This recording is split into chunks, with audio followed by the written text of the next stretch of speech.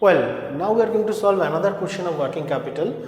Let me go through the question. Determine the working capital requirement from the following figure. Projected annual sales 36,000 units, annual sales, annual output. Analysis of sales per unit, raw material 6, labor 4, overhead 3. Raw material 6, labor 4, overhead 3. That means our total cost comes to 13 rupees. And profit is how much? 2 rupees.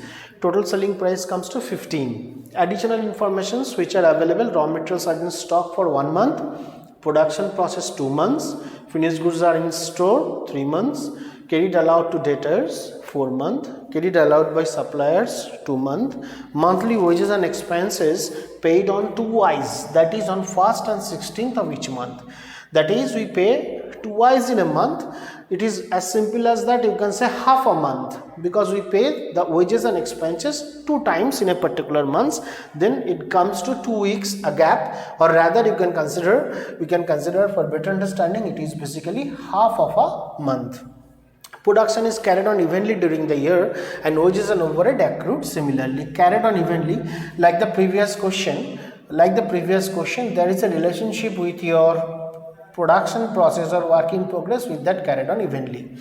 10% of sales are expected in cash basis. This is probably the new terminology again you got here. 10% of sales are expected in cash basis. Let's start that question. Again, I must say, whenever you are going to solve this kind of question, you have to concentrate on 3 particular components. Such 3 particular components are output into time lag into rate per unit. That you have to remember. Now, all time lags are available in monthly basis, and it is easier to convert that 36,000 units into monthly basis, because in that case you have to divide that 36,000 units by 12 months. You are getting on an average of how much? 3 months. Now calculate first workings note. Workings note number 1, we consider it monthly basis. Then monthly output, it is our annual output 36,000 units divided by 12 months.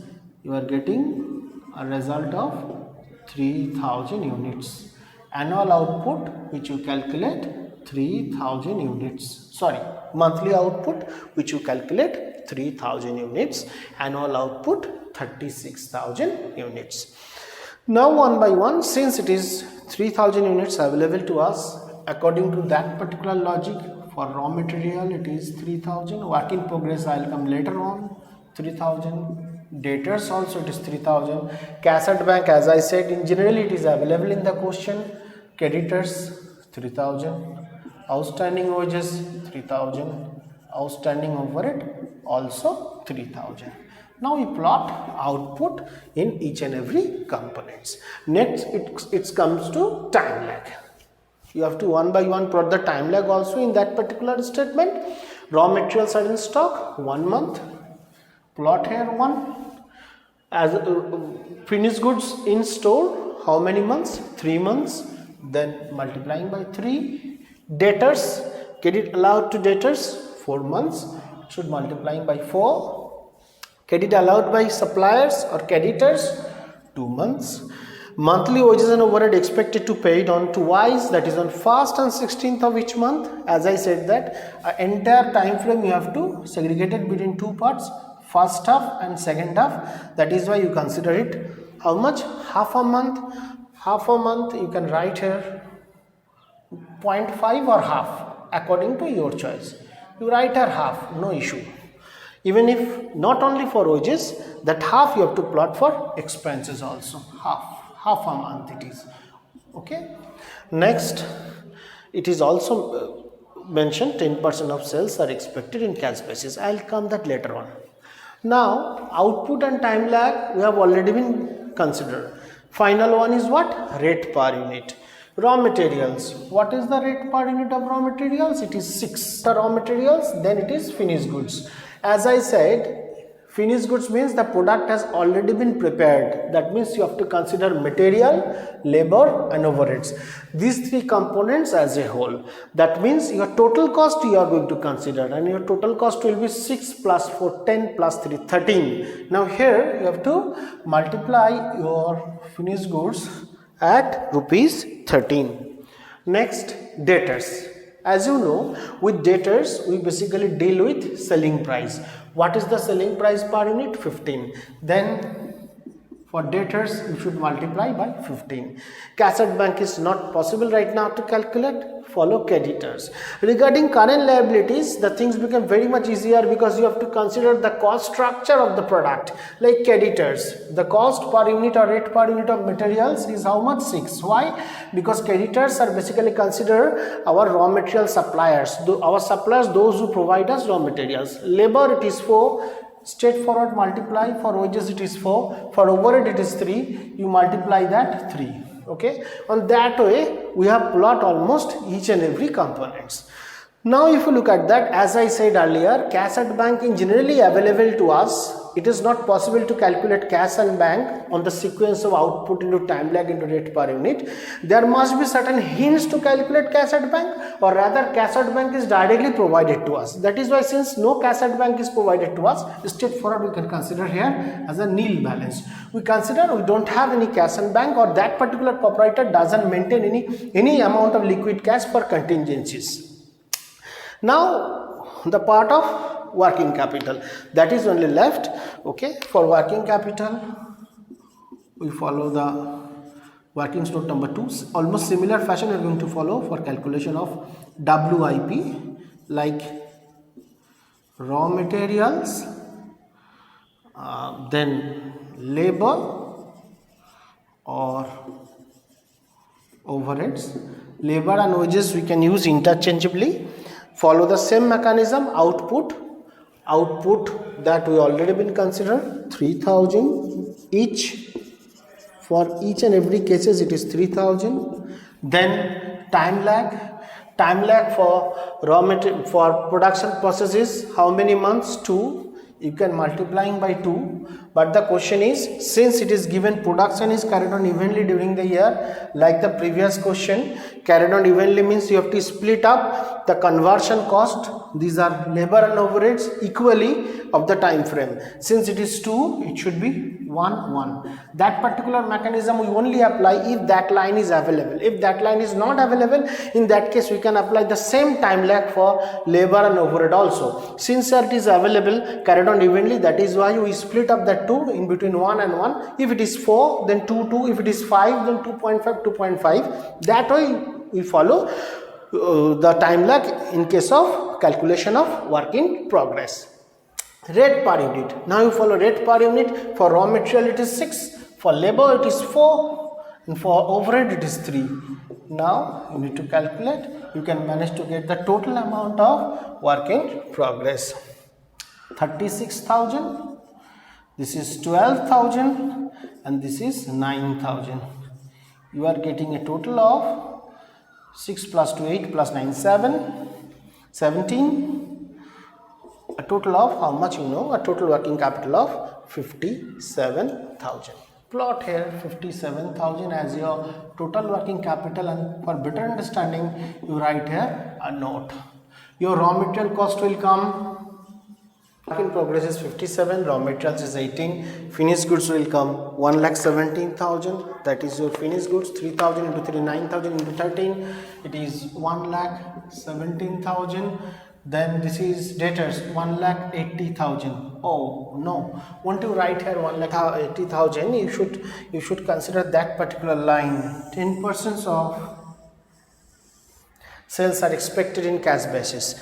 That means if you look at that, in your total sales, 10% you consider as a cash, then 90% you will consider as a credit. Now here at the time of calculation of work in progress, we have to consider the credit part only, because the lag period is arise in case of credit sales only. Then what to do? Since 10% of sales are in cash, there is no lag period. 10% of cash you instantly collect. You doesn't have to wait for that. But 90% for the remaining 90%, you have to follow the regular mechanism. That is why you have to multiply the figure into 90%. If it is mentioned 20% in cash, then you have to multiply that 80%. If it is 70% in cash, then 30% only you have to multiply. Remember that you have to consider only the credit part. Whatever proportion of sales in terms of credit, only that portion you have to consider. Two parts are there, cash and credit. If cash is mentioned, then credit we can easily consider. We can easily calculate that. We can easily calculate what portion of sales are in terms of credit. Now that 3000 into 4 into 15, it will 1,80,000, but 90% only we are going to consider. It will come 1,62,000. 1,62,000. Similarly, we are going to plot the current liability part also. This is 36,000 your creditors balance. This will be 6,000 because half into 4 2 6,000, and this is 4,500. 4,500. Now you make the total. 46,500 is your current liability. 42 plus 4,500, 46,500. Considering cash as a nil balance, we are going to calculate our total current assets: 18,000, 57,000, 1,17,000, and 1,54,000. 3,54,000. Now from 3,54,000 we are going to deduct that 46,500 minus 46,500. You are getting a balance of 3,07,500. 3,07,500 is your net working capital. Your net working capital is 3,07,500.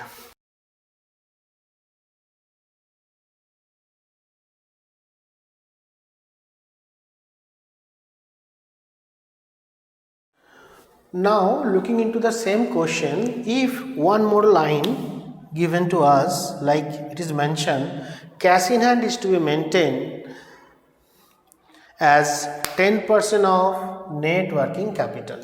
Cash in hand is to be maintained as 10% of net working capital. Now we basically know cash was mentioned earlier. That is why we consider cash at bank balance nil.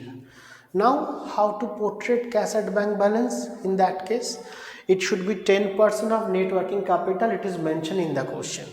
If that line added along with the previous information, then how to solve this question? First, whatever you have done, it is okay. After calculation of such, you have to follow a further workings note, and that should be note number 3. Now the question is, in that case there must be a certain figure of cash at bank balance which you don't know. They ask you to maintain, and that is 10% of your net working capital. In that case you have to plot here a cash balance. When you plot here a cash balance, in that case this balance became irrelevant to you. Now the question is, look at the concept. Say suppose you consider your working capital. This is your working capital. This is as a whole your net working capital, rather this is as a whole 100%. Now out of that 100%, here it is mentioned 10% of your net working capital is cash in hand. Now whatever you count till now, that is working capital without cash. Okay, that is 307,500. That is working capital without cash, which you calculate till now, that is 307,500. And that if your cash is mentioned here as 10%, then without cash is considered as 90%. Sometimes it can be available 20%. If your cash is 20%, then whatever working capital you initially counted, that is 80%. If cash is 15%, then your calculated working capital without cash became 85%, such a manner. Total working capital considered as 100, cash is 10%. Till now, without cash, other than cash, whatever figure you portrayed, that based on that you count that your working capital is 3,07,500, and that is basically considered 90% of your total working capital. Now calculation of cash became very much easier. How to get that? This 3,07,500, which implies as 90%, and your target is to calculate what? 10%. Then it should be multiplying by 10. 3,07,500 divided by 90 into 10. Now it is 307,500 divided by 90 into 10. You are getting a fraction figure. 307,500 divided by 90 into 10. You are getting 34166. 34167 rather. 167. You plot here, you are getting a new balance, and then you deduct that balance and a new net working capital you'll get. Now your current assets will be 18,000, 57,000, 1,17,000, 1,62,000, 34167, as I consider 388,167. 388,167. This is your new current assets. Now from 388,167, if you deduct 46,500, then 341,667. This will be your working capital. As I said, the second part, what I discussed, this is an extension of your previous question. Sometime in few questions that kind of information also incorporated. If that kind of information incorporated in that question, don't be panic with that. First you calculate working capital according to the regular basis. Once you count that working capital by calculator, you try to calculate what net working capital you managed to get. Now you look at the information out of your total working capital. Here it is mentioned 10% is cash balance. It can be 20%, can be 15%, any percent it may be. The logic behind this, you have to consider your net working capital as 100%. Out of that 100%, if 20% covered by cash, then non-cash working capital other than cash remaining how much? 90. If it is 15, then 85. If it is 20, then it is 80, such a manner. And on that particular note, you can easily manage to calculate the proportional cash balance of your working capital, and you have to plot that proportional cash in designated area, designated space. Now you have to sum up as regular basis. You got the total current assets and you got a new working capital.